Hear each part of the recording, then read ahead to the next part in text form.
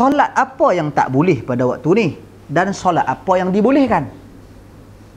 Solat yang tak dibolehkan pada waktu ni adalah solat mana-mana jenis solat sunat secara umumnya. Solat yang dibolehkan ada pengecualian. Okey, iaitu solat pertama sekali solat fardu. Contoh orang mayang asar lambat. Mayang asar pukul kat pukul Allah tak ada ni. Pukul 7 pukul masuk maghrib ke apa? 6.58. Nak weh 6.58 ni. 6.58. Katakan kalau 6.58 masuk maghrib, kata 6.50 Allah tak ada ambil sembahyang, nak kena sembahyang juga. Sedangkan waktu tersebut waktu yang diharamkan. Apa bukti dan dalilnya bahawasanya solat kita pada waktu itu diterima? Apa kata Nabi SAW dalam hadis? Man adraka raka'atan min salatil asri qabla ghurubi syamsi faqad adraka as-salah. Iaitu sesiapa yang dapat satu rakaat solat asar, satu rakaat solat asar sebelum tenggelam matahari, yakni sebelum masuk waktu maghrib, maka dia telah mendapat solat tersebut. Juga sampai last. Maksudnya harus melakukan solat pada waktu tersebut bagi siapa-siapa yang tidak sengaja untuk melewatkan dia. Itu satu solat fardu. Satu lagi solat dia pagi yang telah kita jelaskan juga pada sesi yang lalu, zawatul asbab. Solat-solat yang ada sebab-sebab dia. Seperti solat tahiyatul masjid, kita masuk masjid, seperti solat gerhana, seperti solat jenazah, seperti solat apa dia lagi? Wudu. Seperti gerhana bulan, gerhana matahari, kemudian lagi seperti apa lagi solat lagi? Ada lagi sebab. Bagi istisqa. Okey. Itu yang kedua yang dibolehkan. Ketiga, ada lagi solat yang dibolehkan. Solat apa?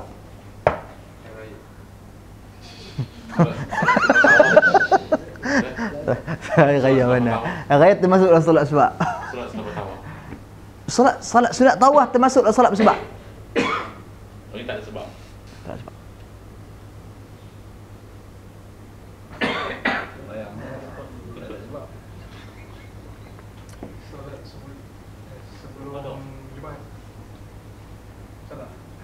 Solat sebelum, betul. Sebelum Jumaat satu. Solat sebelum Jumaat. Kan Nabi sallallahu alaihi wasallam kena Nabi sallallahu alaihi wasallam larang kita antara waktu yang dilarang solat adalah tengah-tengah hari. Tapi pada masa yang sama dalam hadis Abu Daud dan juga Nasa'i, ingat saya, sama ada Abu Daud dan tambah Nasa'i, juga Ibn Majah, tiga ni. Nabi sallallahu alaihi wasallam menjelaskan tentang kelebihan orang keluar pi solat Jumaat awal. Yang mana dia sampai di masjid, dia solat sampai imam keluar. Berarti dia akan solat termasuk dalam waktu sampai imam keluar, berarti masuk zuhur, betul tak? Jadi di awal pagi sampai imam keluar, berarti dia melalui waktu tengah-tengah hari tadi ni. Waktu yang matahari duk tegak. Nampak? Jadi ini masuk dalam solat bersebab tak? Tak ada sebab apa kan? Kita solat mutlak, sunat mutlak di pagi Jumaat. Boleh, itu satu. Itu yang ketiga. Macam mana? Daripada pagi, daripada selepas. Kan zaman Nabi, para sahabat radhiyallahu anhum ajma'in, dia pergi solat Jumaat.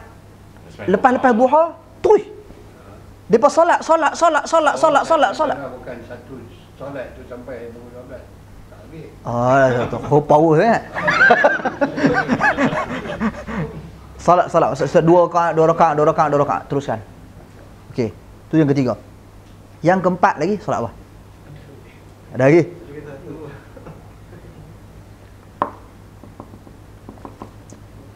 Solat sunat sebelum subuh yang mana kita terlewat.